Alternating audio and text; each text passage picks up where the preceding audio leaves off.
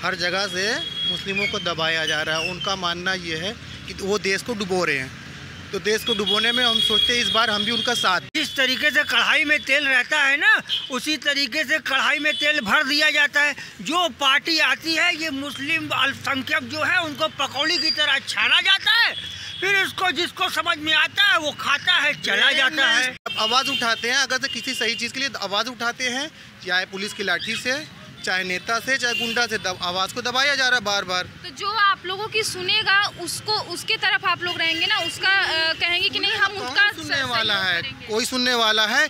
अखिलेश या मुस्लिम है, या मायावती मुस्लिम है, या राहुल गांधी मुस्लिम है, या कि योगी आदित्यनाथ? किसी ने कहा है कि अगर से ये हिंदू और मुस्लिम का ये जो देश है, एक आँख फोड़ दोगे तो अंधा हो जाएगा, एक हाथ तोड़ दोगे तो लूला हो जाएगा, एक पैर तोड़ दोगे तो लंगड़ा हो जाएगा। लेकिन जब तक ये दोनों को साथ लेकर नहीं चलेंगे तब तक ये देश नहीं चल सकता है। अंबानी ग्रुप की आमदनी जो है दूसरे नंबर पर क्यों आ गई हिंदुस्तान में? अरे पहले नंबर पर कारोबार किसको मिला? अंबानी, अडानी।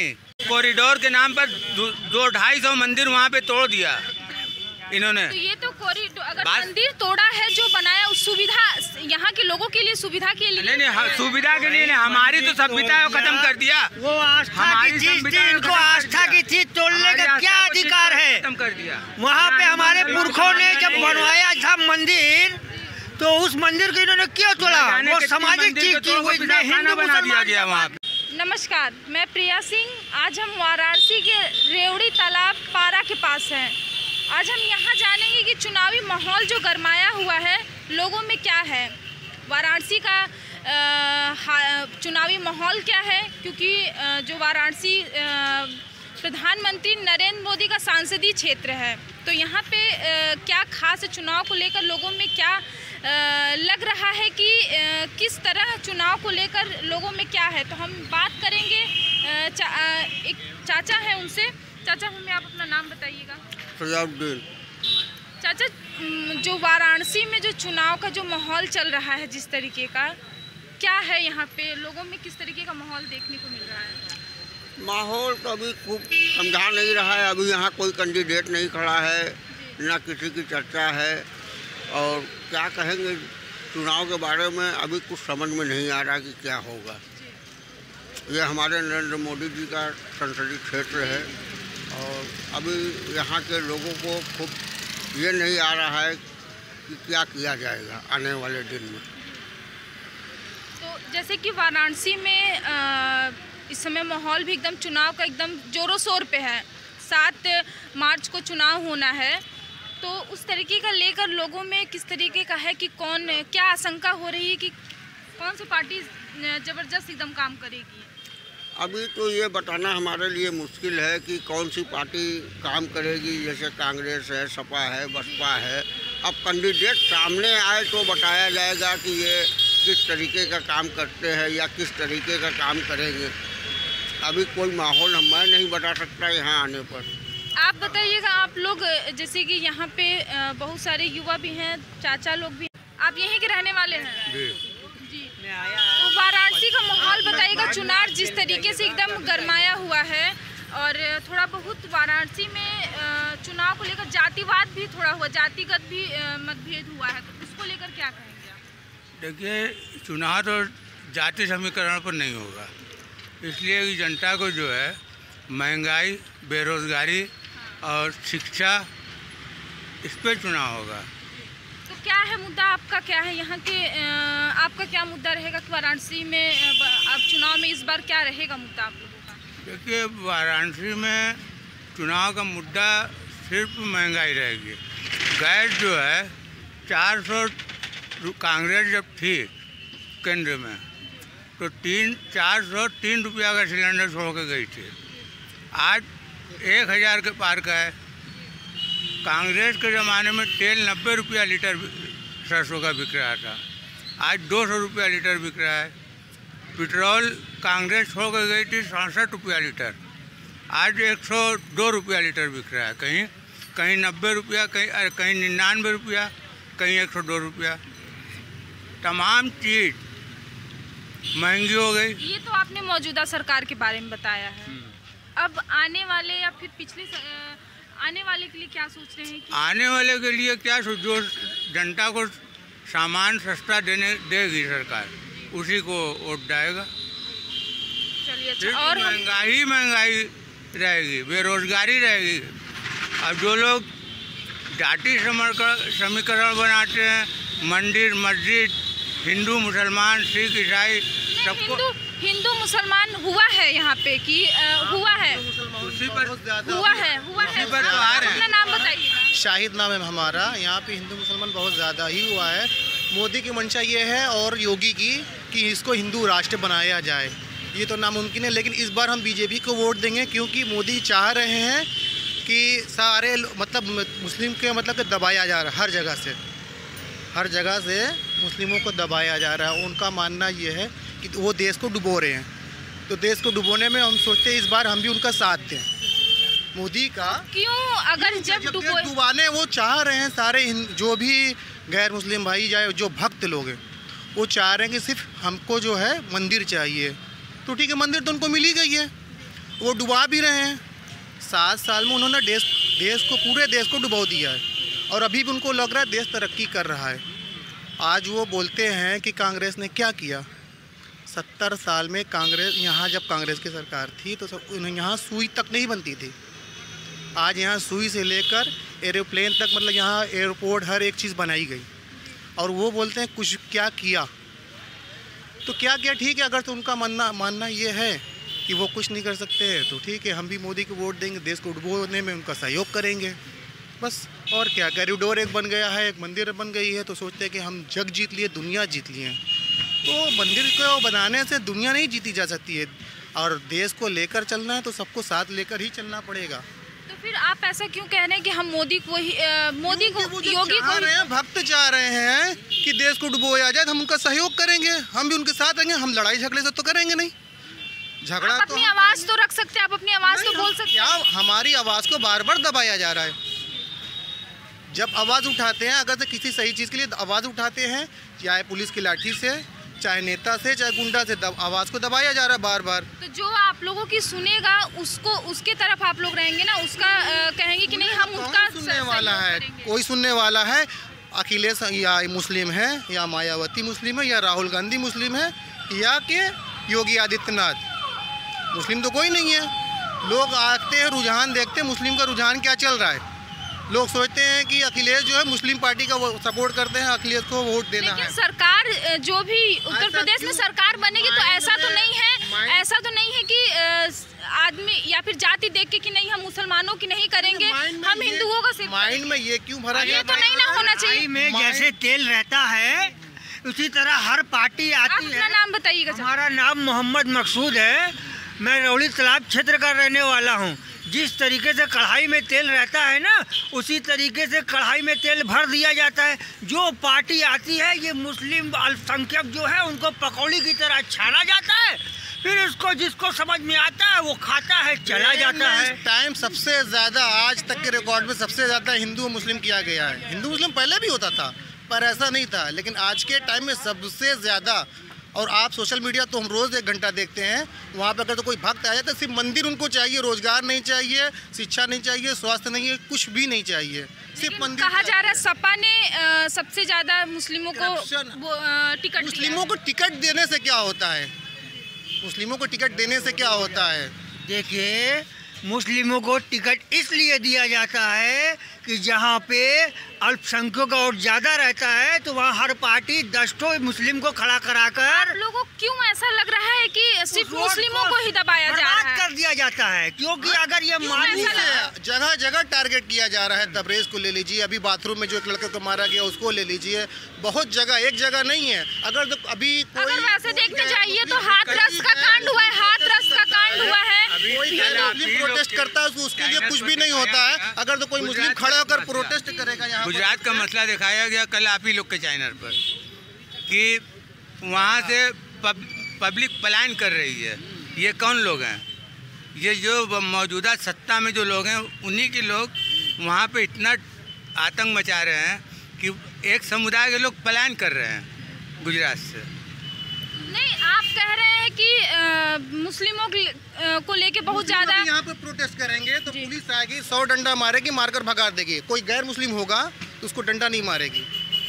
ये है, मुस्लिम अगर तो कोई आवाज़ उठाना चाहेगा उसको आवाज़ को तुरंत दबाया जाएगा। अगर कोई गैर मुस्लिम है तो उसको दबाया नहीं जाता। आप कह रहे हैं कि हम आँख से देखा जाता है। किसी ने कहा है कि अगर से ये हिंदू और मुस्लिम का ये जो देश है, एक आँख फोड़ दोगे तो अंधा हो जाएगा, एक हाथ तोड़ दोगे तो लूला हो जाएगा, एक पैर तोड़ दोगे तो लंगड़ा हो जाएगा। लेकिन जब तक ये दोनों को साथ लेकर नहीं चलेंगे तब तक ये देश नहीं चल सकता है। आपका सिर्फ यही मुद्दा रहेगा कि जातिवाद हुआ है, मुस्लिमों जातिवाद नहीं होना चाहिए बिल्कुल भी। और ये कभी ऐसा हो ही नहीं सकता कि हिंदू राष्ट्र बनाया जाए, कभी भी जिंदगी में नहीं हो सकता है। क्योंकि ये लोग कानून के साथ 7 साल में जितना कानून के साथ खिलवाड़ की है बाबा राव भीमराव अम्बेडकर के साथ, आज तक कभी नहीं हुआ है। करप्शन पहले भी होता था, आज भी हो रहा है। पहले भी गुंडागर्दी थी, आज भी है, कम नहीं हुई है। लेकिन योगी सरकार ने कहा है कि हमारे राज्य में गुंडागर्दी एकदम नहीं है। खुद गुंडा है। और ये जो बोल रहे हैं कि आज तक दंगा नहीं हुआ, ये और उनके सरकार में खुद ही सब दंगा ही हैं, जितने भाजपाई हैं सब दंगा ही हैं। अभी कल के पेपर जब में 90 बैठ जाएंगे तो कहाँ से दंगा होगा? क्या कह रहे हैं? जब दंगाई कुर्सी पर बैठ जाएंगे, सबको अपनी अपनी सत्ता मिल जाएगी, अपनी अपनी जगह मिल जाएगी, दंगा कहाँ से होगा? हमको अपनी जगह मिल जाएगी, अपने में खुश रहेंगे। लोग तो उन्हें कहते हैं कि आप योगी हैं, वो तो उनकी लैंग्वेज सबसे गंदी है। मोदी से लैंग्वेज गंदी योगी की है, ये समझ लीजिए आप। उनकी लैंग्वेज जो है ना, हम उनकी स्पीच कभी कभी देखते हैं लेकिन इतनी मिस लैंग्वेज बोलते हैं। उनकी लैंग्वेज सबसे गंदी है। पहले वो अपनी लैंग्वेज सुधारें। वो मुख्यमंत्री हैं, एक समुदाय को टारगेट नहीं कर सकते हैं। वो तो इस तरह की बात करते हैं, अगर जो कोई बोले नाम के आगे स्वामी हटा देना चाहिए, एक राजनेता के नाम से सामने आना चाहिए स्वामी। और एक प्रधानमंत्री, आज तक जितने भी प्रधानमंत्री हैं, ईद की बधाई हर प्रधानमंत्री ने दी है। आज तक मोदी ने मतलब कि जो है ईद की बधाई नहीं दी है। वो देश के प्रधानमंत्री है, सबको लेकर चलना है। किसी की भी मतलब कि कोई भी धार्मिक हो जो भी है तो उनको बधाई देना चाहिए, किसी का भी त्यौहार हो। लेकिन आज तक मोदी ने कोई एक बधाई तक नहीं दी है। आपका क्या है? आप पढ़ाई शिक्षा में? नहीं, पढ़ाई शिक्षा से नहीं है, काम करते हैं, साड़ी का काम है। तो आपके कारोबार का क्या है? कारोबार तो ठप हो गया है जब से ये महामारी आई है। महामारी जब से आई है, पहले अपने पास अपनी पूंजी होती थी, आज कर्ज लेके खा रहे हैं दूसरे से। जब से ये महामारी से पहले ही जब से ये सरकार आई, इंसान को तोड़ते जा रहे हो। उनके माइंड में एक चीज फिट है। नोटबंदी के लिए तो सरकार ने कहा काला धन हम वापस ले। आया नहीं आया, उसके बाद जीएसटी लगा दी। उनको बस एक टारगेट करना है, एक बड़े लोग को मतलब कि राजा को रखना है और फकीर को रखना है। राजा देते रहे, फकीर सरकार कह रही है हम सबको देख रहे हैं, कोई सबको एक समान। कहाँ देख रहे हैं? लोग सड़क पर भीड़ लगा कर खड़े होकर, इनके पास काम होता तो ये लोग इतनी भीड़ नहीं लगाए होते। 2-4 लोग होते, चले गए। मैडम, महामारी में अंबानी ग्रुप की आमदनी जो है दूसरे नंबर पर क्यों आ गई हिंदुस्तान में? अरे पहले नंबर पर कारोबार किसको मिला? अंबानी, अडानी, टाटा, ऐसे लोग को मिला। जो गरीब हैं, जो रोज कुआं खोदते हैं, रोज पानी पीते हैं, वो तो भिखमंगे हो गए। कहाँ गरीब? सरकार कह रही है कि कोई 2000 जब से सरकार बनी है कोई गरीब नहीं। सरकार गरीब नहीं है तो राशन क्यों बांट रहे हैं? कि जीरो खाता चालू कर देंगे, 15 लाख रुपया अगर 15 पैसे भी नहीं मिले। जब गरीब नहीं है तो राशन क्यों फ्री में बांट रहे हैं? एक चीज कहना है, अपील है कि वो सिर्फ शिक्षा फ्री कर दे। कोई चीज फ्री नहीं चाहिए, सिर्फ और सिर्फ शिक्षा फ्री कर दे। हमें राशन नहीं चाहिए, हमें पेट्रोल कुछ भी नहीं चाहिए। सिर्फ शिक्षा फ्री कर देंगे, इंसान खुद ब खुद जीने लगेगा, कमाने लगेगा, खाने लगेगा। शिक्षा फ्री करके रोजगार देने लगे, जॉब देने लगे, नौकरियां देने लगे। सबसे ज्यादा शिक्षा की ही जो बात हो रही है, शिक्षा की ही बंद। सब कुछ खुले हुए लेकिन शिक्षा बंद है। कोविड दिखाया बिहार में देख लीजिए कि अपना हक मांगने के लिए गए थे ना, उनके ऊपर लाठी बरसाई गई। केंद्र सरकार एकदम मौन धारण किए हुए। क्यों? बिहार में सरकार तो गठबंधन की है। बाकी और लोगों से हम बात करेंगे। और लोगों से, चाचा आप बताइएगा। ना, हम नहीं बताएंगे। आप वोट देने जाते हैं कि नहीं? जाते हैं। किसको देंगे? 2022 में किसकी सरकार बनेगी? किसकी सरकार बनेगी? को देंगे। क्या मुद्दा क्या रहेगा कि आप अखिलेश को देंगे? क्यों? मौजूदा सरकार में क्या मौजूदा सरकार में बहुत दिक्कत है। क्या खाने पीने की दुश्वारी हो गई, कमाने की दुश्वारी हो गई। खाने पीने की दादा खाने पीने का राशन दे रही है। नहीं, वो राशन हमको नहीं चाहिए। ऐसा राशन नहीं चाहिए। में क्या दे रहे हैं? पब्लिक का लूट कर पब्लिक शीशा को दे रहे हैं, शीशा मिला चूतिया हुआ बना नमक रहे में। हैं। आप कभी उसको थैली के चेक किए? नमक में शीशा मिला है। वो नमक तो तेल कैसा है? नहीं चाहिए ऐसा जो तेल दे रहे हैं वो कैसा है? पब्लिक को लूट कर एक तरफ से लूट रहे हैं। 1000 रुपया लूट रहे हैं, 100 रुपया का राशन दे रहे हैं। 1000 रुपया लूट रहे, 100 ऐसा राशन नहीं चाहिए हमको। 1000 रुपया हमारा रोजगार चाहिए, हमारा बिजनेस चाहिए, हमारा काम धंधा चाहिए। हमको ऐसा राशन नहीं चाहिए। 400 रुपया कमा लेंगे, रिक्शा चला के 400 रुपया कमा लेंगे। ये 200 रुपया महीने का राशन लेके नहीं चलेगा। एक बार वो लाइन में लोग को पब्लिक को लगाते जा रहे हैं। नोटबंदी से, जीएसटी से लेके आज तक राशन कार्ड, आधार कार्ड, ये कार्ड, वो कार्ड, सारे चीज़ें कोविड के लिए जैसे कि उस वैक्सीन लगवाने के लिए भी लाइन लगवाई है। हर एक चीज़ में 4-5 घंटा। पब्लिक के टाइम की कोई वैल्यू नहीं है, उनके टाइम की बहुत वैल्यू है। 1-1 मिनट के प्रधानमंत्री वहाँ पे खड़े हो गए, वहाँ पे ऐसे हो गया, वहाँ उनको देश को खतरा है, उनको खतरा है। मतलब ये जब से सरकार है, उनको क्यों खतरा है या हिंदू को क्यों खतरा है आज तक बताइए? या तो फिर वो मतलब प्रधानमंत्री इतनी महंगी गाड़ी में घुमा है, चूड़ी पहनकर बैठ जाए, जो गाड़ी में वो 26 जनवरी को घूमे। हिंदुस्तान का 70 साल का इतिहास बता दीजिए कि कोई प्रधानमंत्री कपड़ा पहनता है। नॉर्मल तरीके से उनको रहना चाहिए। एक प्रधानमंत्री को नॉर्मल तरीके से रहना चाहिए। वो 2022 में किसकी सरकार बनी? 2022 के लिए आने वाले सरकार जो बनेगी, ये पश्चिमी उत्तर प्रदेश का जो चुनाव हो जाएगा, आधा मामला साफ हो जाएगा। और उम्मीद तो है कि सरकार सपा की बनेगी। बदलाव होगा। बदलाव तो होना है। बदलाव होना है। राशन लेकर क्या होगा? कहीं सूखा राशन खाएगा? क्या कर? इधर आइएगा, थोड़ा इधर आइएगा, बताइए अपना नाम बताइएगा। मोहम्मद अलाउद्दीन। क्या करते हैं आप? क्या पावर लूम चलाते हैं। कैसा चल रहा है काम धंधे पे? क्या काम धंधे पर भी असर बहुत है। क्या काम धंधा सही नहीं चल रहा है। व्यापारी बोल रहा है मंदा है, माल आगे नहीं जा रहा है, क्या करोगे? बैठे रहो 2 दिन 4 दिन 5 दिन हफ्ता दिन बैठा देता है। राशन जो दे रहा है तो खाली राशन ही खाए, सूखा एक मंशा है, शिक्षा नहीं देना है। शिक्षा देंगे तो रोजगार देना पड़ेगा, बस एक चीज़ है। शिक्षा नहीं देना है, स्कूल कॉलेज बंद करा दीजिए। पब्लिक घूम रही है, 9 बजे के बाद कौन सा कोरोना पैदा होता है? सोने के बाद कोई कोरोना पैदा होता है? अपनी सभा कराते कोई कोरोना नहीं होता है। कहीं भी वो चले जाएं, सब कुछ कर सकते हैं। वो मास्क नहीं लगाते, हम लोगों को बोलते हैं मास्क लगाइए, चूतिया बना रहे हैं। ऐसे कोरोना आ जाएगा? बस ये बोल दीजिए कि आप लोग जो है थोड़ा सतर्क रहिए, ध्यान रखिए, दूरी बनाए रखिए, ये कह सकते हैं। मतलब वो जब अपना क्या नाम है भाषण देते हैं तब कोरोना नहीं होता है, और ऐसे कोरोना आ जाता है। 9 बजे के बाद कौन सा कोरोना पैदा होगा, कौन सा पब्लिक हो जाएगा? कॉलेज बंद करा दे रहे, स्कूल बंद करा दे रहे। ये सरकार जो जब से आई है, अगली सरकार में 50-100 रुपया की चालान गाड़ी की कटती थी, आज वो 500 रुपया की कट रही है चालान। ड्राइवरी लाइसेंस पहले 1000 रुपये का होता था, आज 5000 रुपया के हैं। पैसा कहाँ जा रहा है?